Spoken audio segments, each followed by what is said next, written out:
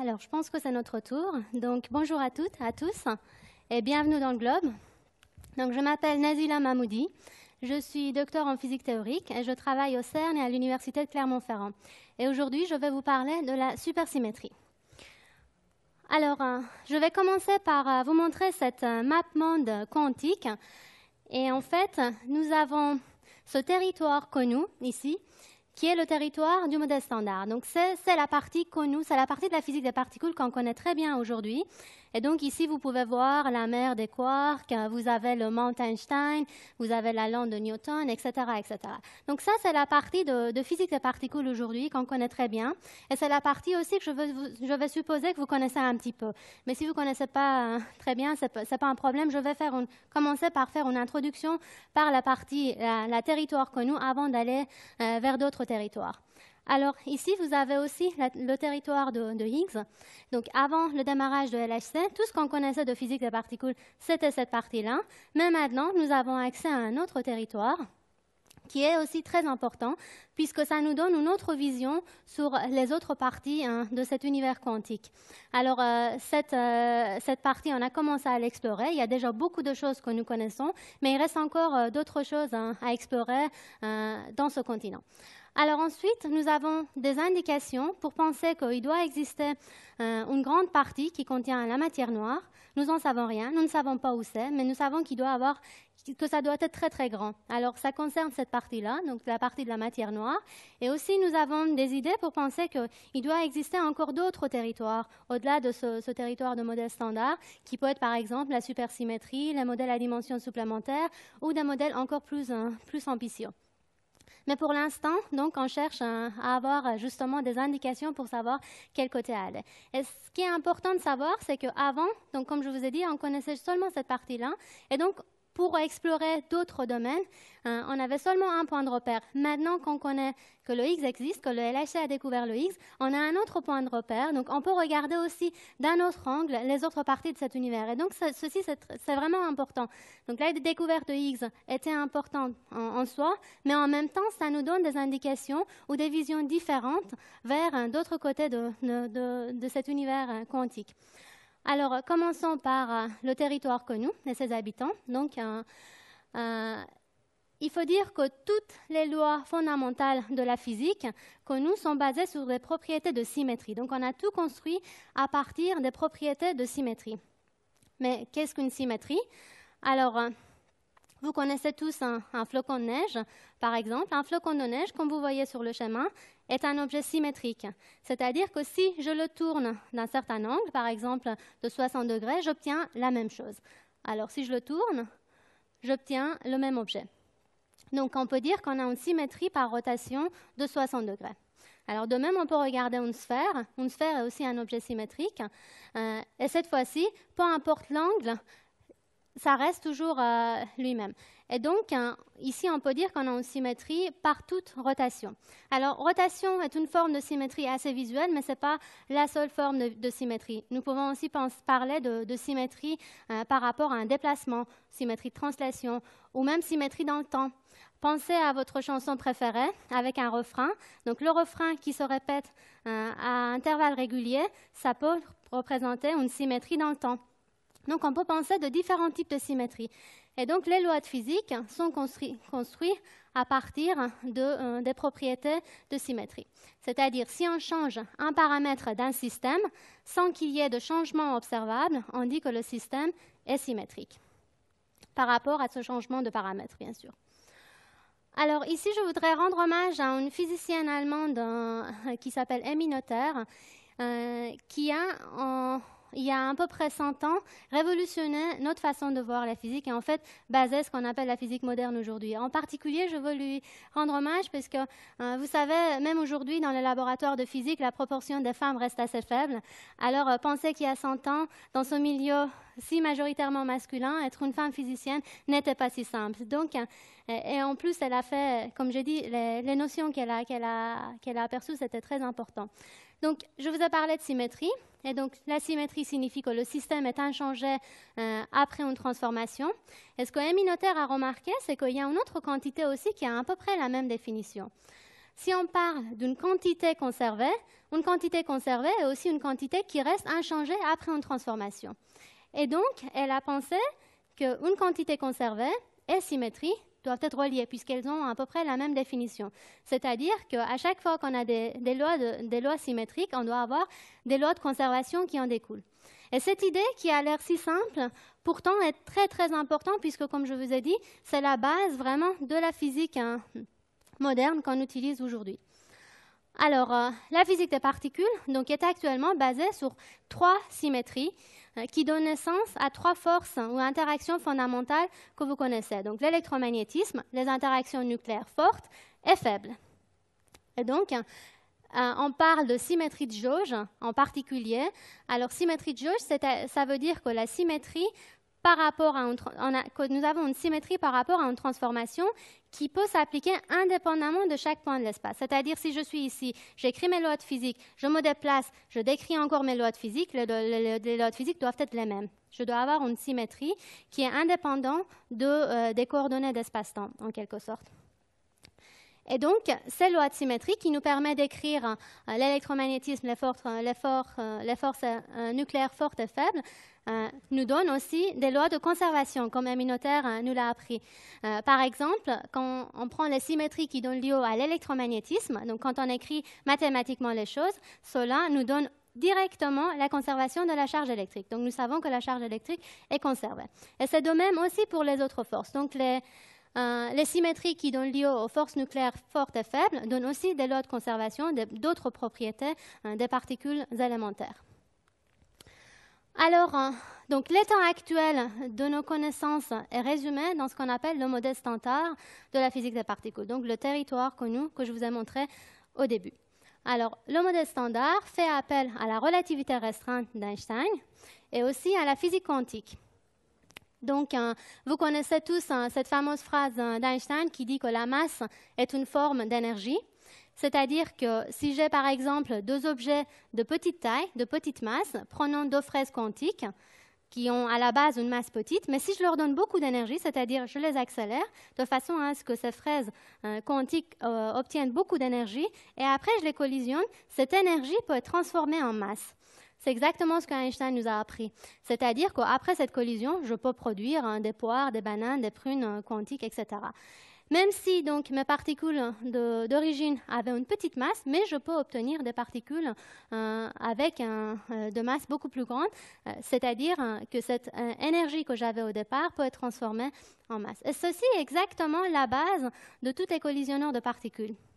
Donc, on essaie de commencer par des particules ordinaires et obtenir des particules qui sont beaucoup trop lourdes pour exister en fait dans l'état naturel, donc produire des nouvelles particules.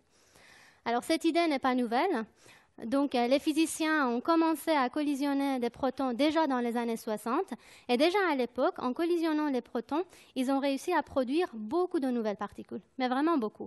Et ils les ont nommées de façon assez étrange, particules sigma, lambda, oméga, avec des noms de cette façon. Et il y en avait beaucoup. Et donc, on parle d'une zoologie de particules. Et puisqu'il y en avait beaucoup, c'était difficile de penser que toute cette particule pouvait être fondamentale. Donc, on aurait aimé de trouver une sorte de structure sous-jacente qui expliquerait toute cette nouvelle particule. Et en fait, les physiciens ont réussi à obtenir cette structure. C'est ce qui est la base du modèle standard. Et aujourd'hui, nous savons que toutes les particules sont constituées de quarks. Toutes les particules de matière donc, sont constituées de quarks ou de leptons. Et nous savons qu'il y a 3 catégories de quarks, qu'on appelle 3 types de quarks ou 3 générations, familles de quarks.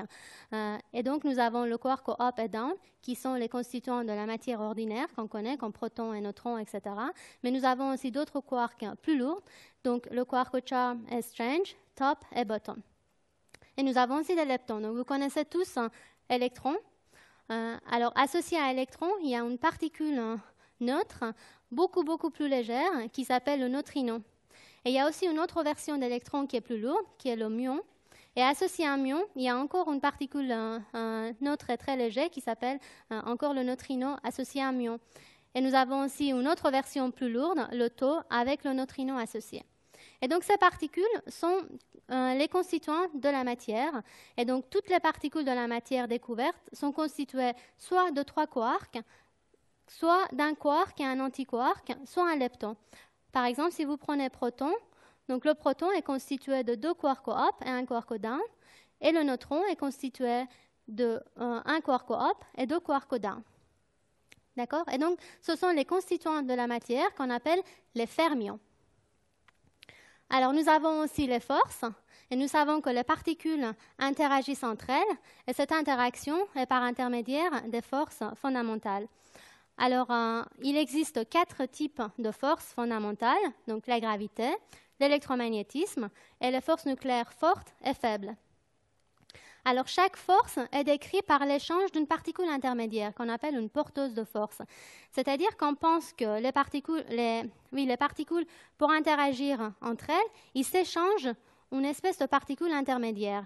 Si on prend par exemple l'électromagnétisme, donc les particules chargées, pour interagir entre elles, ils s'échangent des photons. Et comme ça, ils interagissent. C'est en fait le photon qui est l'intermédiaire de force électromagnétique qui est ici. Alors, c'est le même principe aussi pour les autres forces. Pour les forces nucléaires faibles, nous avons 3 intermédiaires, 2 particules chargées, une particule neutre, donc les bosons W plus W- et Z. Pour la force nucléaire forte, nous avons les gluons. Et nous pensons que ça doit être aussi la même chose pour la gravité. Donc, pour la force gravitationnelle, nous pensons qu'il doit exister une particule qu'on appelle le graviton. Alors, ces particules, donc ces intermédiaires de force, on les appelle les bosons. Donc, nous avons d'un côté les constituants de la matière, les fermions, et d'un autre côté, les intermédiaires de force qu'on appelle les bosons. Alors, donc en résumé, on peut récapituler le modèle standard dans ce schéma. Donc, dans le modèle standard, nous avons les 6 quarks, les 6 leptons, donc les fermions. Ensuite, les bosons, les intermédiaires de force, et bien sûr aussi le boson de Higgs, qui est le responsable pour donner la masse aux autres particules. Et évidemment, il faudra ajouter à ce tableau toutes les antiparticules aussi. Alors, associé à chaque particule, il existe une antiparticule qui est très similaire, donc même masse, et beaucoup d'autres propriétés sont les mêmes, sauf que la charge électrique pour une antiparticule est opposée à la particule. Donc, c'est seulement la charge électrique qui est différente. Alors, toutes ces particules et leurs propriétés sont décrites par des théories qui sont basées, comme je vous ai dit au départ, sur les lois de symétrie. C'est-à-dire, quand on veut écrire mathématiquement les lois de physique, on utilise justement les propriétés de symétrie et on voit qu'en utilisant ces propriétés de symétrie, on peut obtenir les constituants de modèles standards et décrire leur interaction. Et le modèle standard a été extrêmement réussi, puisque tous les résultats expérimentaux jusqu'aujourd'hui sont parfaitement en accord avec toutes les prédictions de modèle standard. Donc, c'était un succès extraordinaire pour le modèle standard. Mais malgré tout, nous pensons que le modèle standard n'est pas la fin de l'histoire et que nous avons besoin d'aller au-delà. Alors pourquoi? Puisqu'il reste quand même un certain nombre de mystères qui ne sont pas répondus par le modèle standard. Alors, il y en a quelques-unes. Mais il y en a quelques-uns, mais le plus connu est probablement le problème de la matière noire. Alors, les expériences astrophysiques et cosmologiques ont mis en évidence qu'il doit exister une forme de matière qui est invisible et qui constitue une grande partie de la masse de l'univers. Donc, cette masse invisible, on l'appelle la matière noire. Alors, en premier lieu, on peut penser que pourquoi pas expliquer la matière noire avec les particules de modèle standard. Alors, on peut regarder encore le tableau de modèle standard que je vous ai montré avec les quarks, les leptons et les bosons. Alors, on peut dire, bon, essayons de voir si on peut expliquer la matière noire avec ces particules.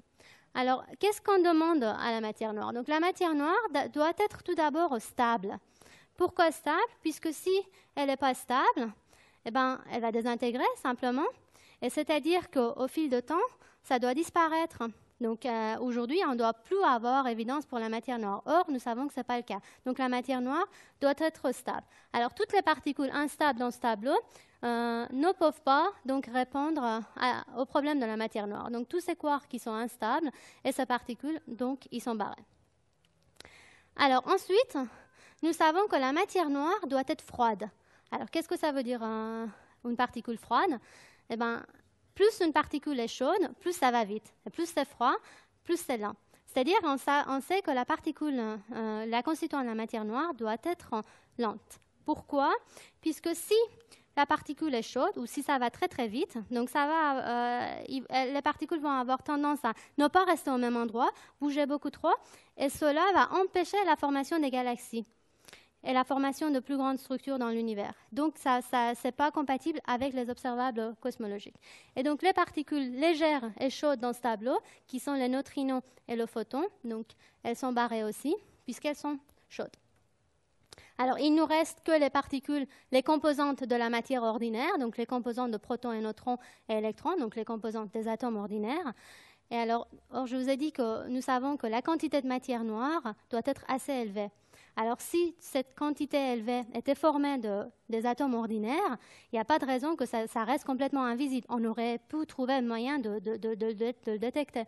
Et donc, ça nous explique que ça ne peut pas être, la matière noire ne peut pas être constituée de matière ordinaire. Et donc, ça enlève les dernières possibilités. Donc, comme vous voyez, le modèle standard ne propose pas de candidat pour la matière noire. Et donc, ça, c'est souvent mis en avant comme une évidence pour physique au-delà d'un modèle standard. Alors, une façon d'étendre le modèle standard est aller vers la supersymétrie. Ce n'est pas la seule façon, mais c'est une façon qui est théoriquement très, très attractive. Pourquoi? Parce que je vous ai expliqué que la façon dont on a construit les lois de physique est complètement basée sur les propriétés de symétrie. Alors maintenant, je veux étendre mes lois de physique, avoir quelque chose d'encore plus global. Et donc, naturellement, ce que je dois faire, c'est ajouter une nouvelle symétrie à ma théorie. Donc, étendre les propriétés symétriques de mon modèle. Et donc, la supersymétrie fait ça. Et puisqu'on a une symétrie supplémentaire, donc on a une supersymétrie. Alors, en supersymétrie, cette symétrie supplémentaire est la symétrie entre les fermions. Vous vous souvenez, les fermions, c'est les particules de la matière, et les bosons, qui sont les particules des interactions. C'est-à-dire que pour chaque fermion, je dois avoir un boson et vice-versa. Pour chaque boson, à chaque boson est associé un fermion. Donc, j'ai une symétrie supplémentaire entre les fermions et les bosons. Et donc les particules partenaires sont appelés les superpartenaires. Donc, en supersymétrie, tout est super. Donc, tout ce qui concerne supersymétrie, on met un super devant. Donc, nous avons des superpartenaires, des particules supplémentaires qui sont prédits par la supersymétrie. Donc, ici, par exemple, nous avons les particules ordinaires. Et vous voyez qu'à chaque particule est associée une particule, un partenaire, donc supersymétrique. Et ces partenaires supersymétriques sont beaucoup plus lourds. Et c'est pourquoi on ne les a pas encore observés jusqu'à présent. Alors, donc, je vous ai dit au départ que dans les collisions lourdes, et en particulier dans le LHC, donc on collisionne les particules donc, ordinaires et on leur donne beaucoup d'énergie en espérant justement de pouvoir générer ces espèces de bananes quantiques. Alors, donc, voici le tableau récapitulatif de la supersymétrie. Donc, à gauche, nous avons les constituants de modèles standards, les particules standards, donc les quarks, les leptons et les bosons de jauge. Et à droite, nous avons les superpartenaires. Donc, vous voyez, à chaque particule est associé un superpartenaire. Donc, pour les quarks, nous avons les quarks. Et pour les leptons, nous avons ce qu'on appelle les leptons, superpartenaires des leptons. Et ainsi de suite pour les bosons de jauge. Alors, vous vous souvenez, bien sûr, il faut ajouter toujours les antiparticules quand on monte les tableaux.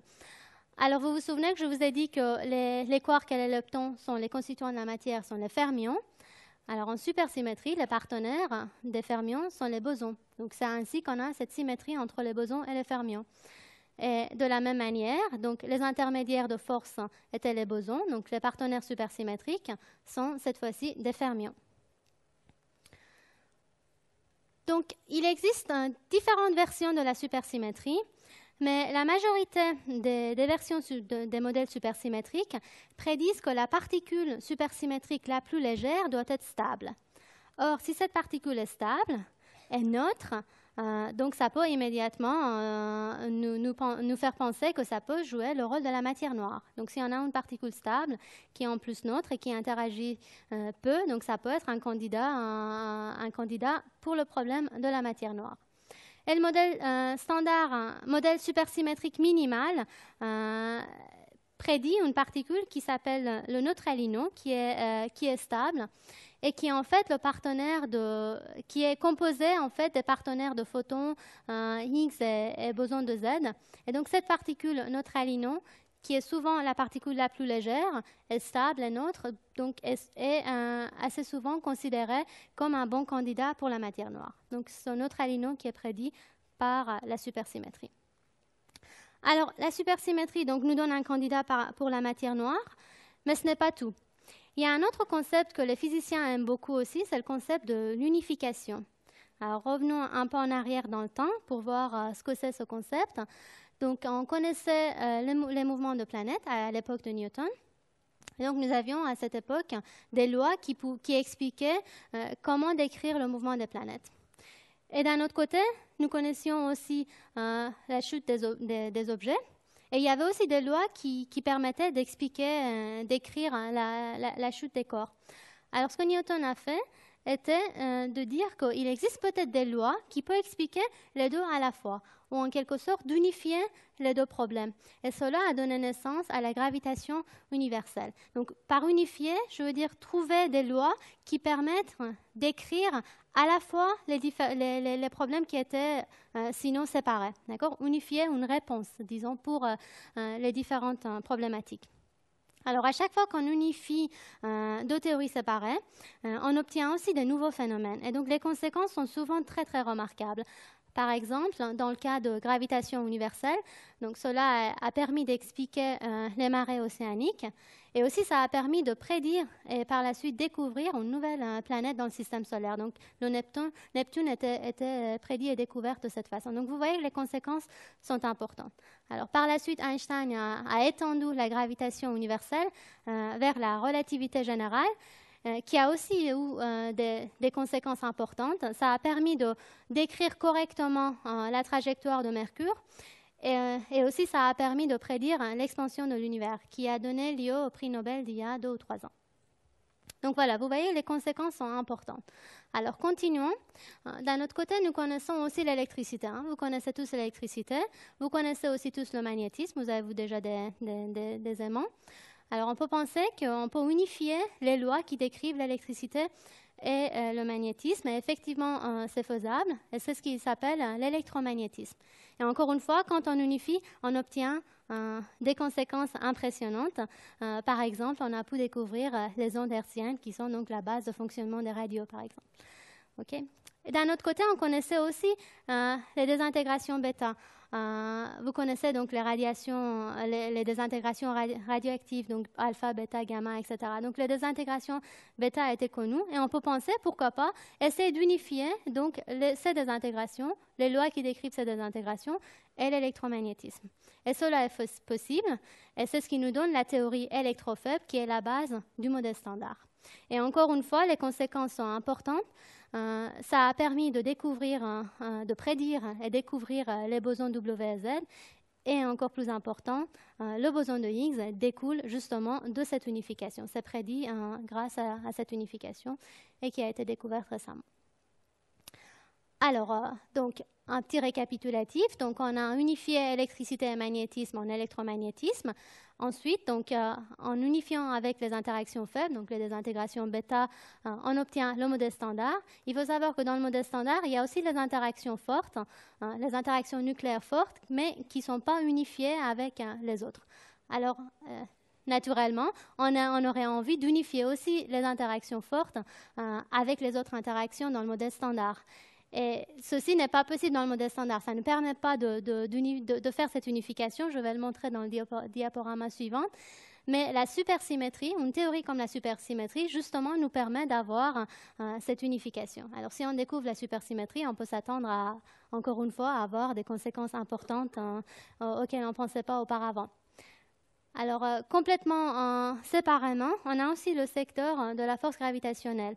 Mais ce secteur est complètement séparé, c'est-à-dire qu'il n'y a pas de loi qui permet de relier les deux. Alors, je peux vous dire que le rêve de tout physicien est un jour à parvenir à unifier tous ces lois ensemble et avoir, je ne sais pas, une théorie qui s'appellerait théorie de tout.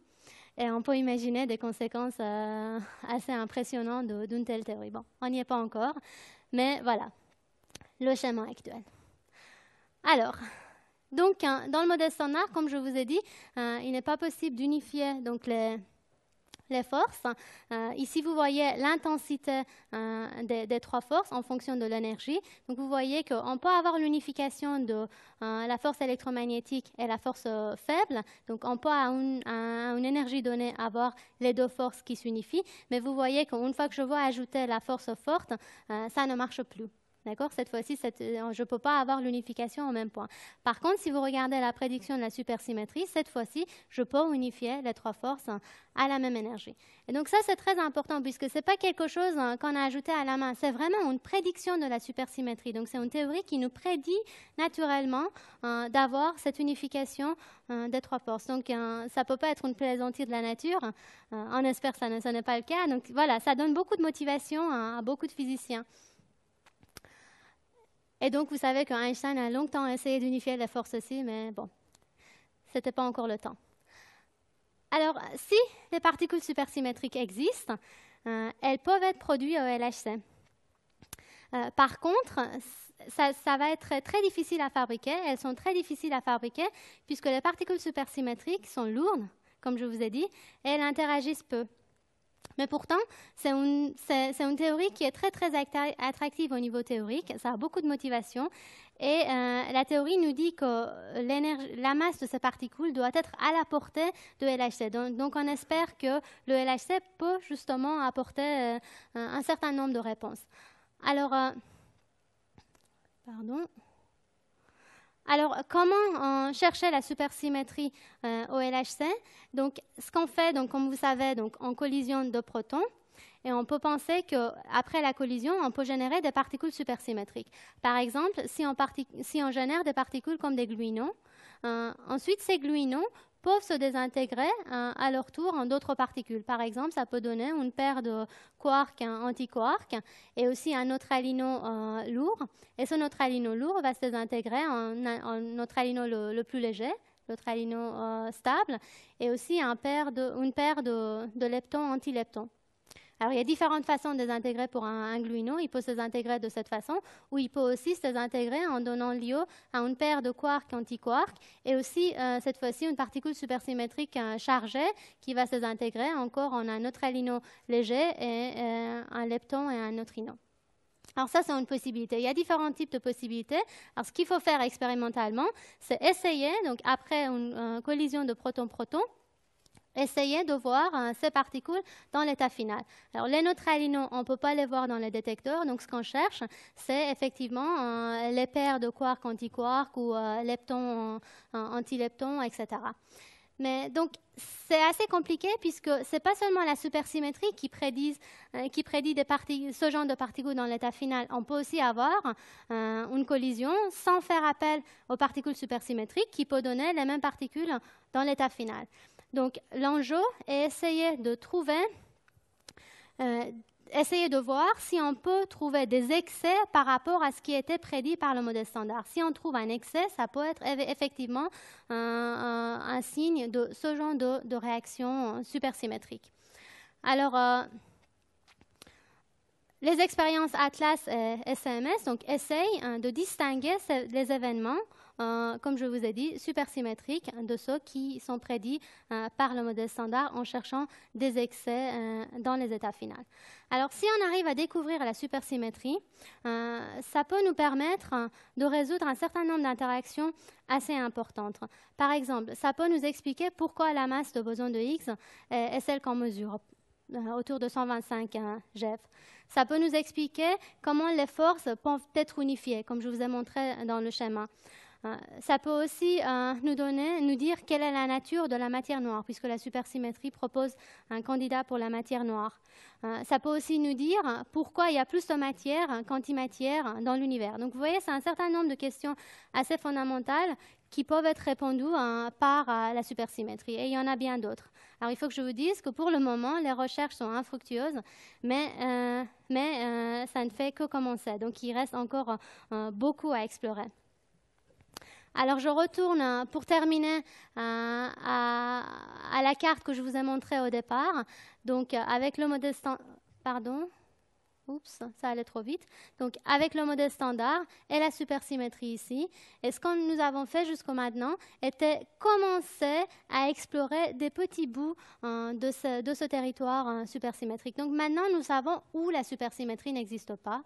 Mais il reste encore beaucoup à explorer.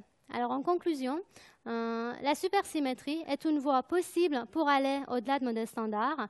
Elle propose des particules candidates pour expliquer la matière noire et susceptible surtout d'être découverte au LHC. Donc ça, c'est très important, puisqu'il existe en fait d'autres voies possibles pour aller au-delà de modèles standards, mais pas toutes ces voies nous donnent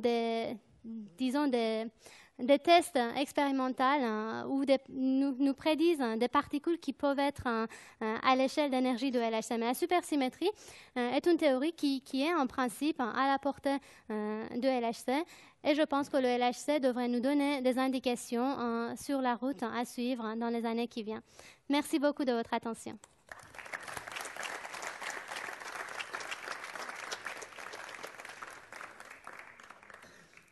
Alors, je peux prendre des questions s'il y en a. Oui. Est-ce que vous devez adapter vos systèmes de détection? Est-ce que vous savez comment vous allez pouvoir les adapter pour pouvoir détecter ces nouvelles particules?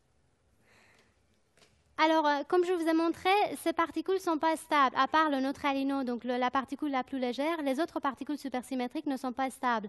Donc, elles se désintègrent assez rapidement dans le détecteur. Donc, ce qu'on observe, c'est effectivement les particules standards, ce n'est pas les particules supersymétriques.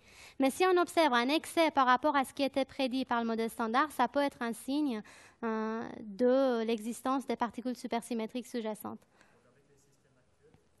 Oui. Oui.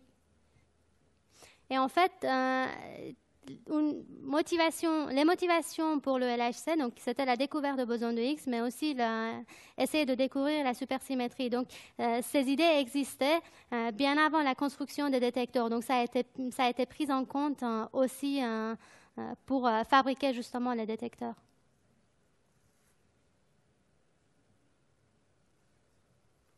Est-ce qu'il y a d'autres questions ?